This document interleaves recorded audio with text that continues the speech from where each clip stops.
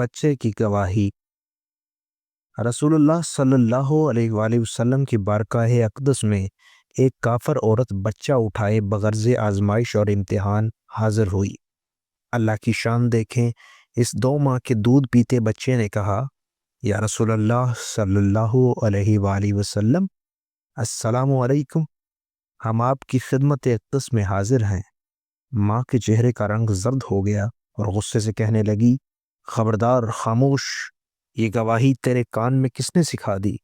بچے نے کہا، اے میری ماں، تو اپنے سر کے اوپر تو دیکھ، تیرے سر کے اوپر حضرت جبرائیل علیہ السلام کھڑے ہوئے ہیں، مثل کامل بدر کے وہ مجھے نظر آ رہے ہیں۔ وہ فرشتہ مجھے وصف رسول سکھا رہا ہے اور کفر و شرک کے ناپاک علوم سے خلاصی اور رہائی دلا رہا ہے۔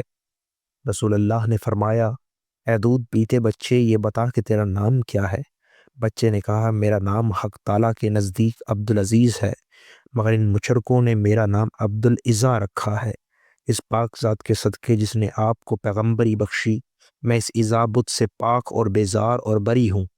حضور پاک صلی اللہ علیہ وآلہ وسلم کی نگاہ کے صدقے جنت سے اسی وقت ایسی خوشبو آئی جس نے بچے اور اس کی ماں کے دماغ کو معطر کر دیا۔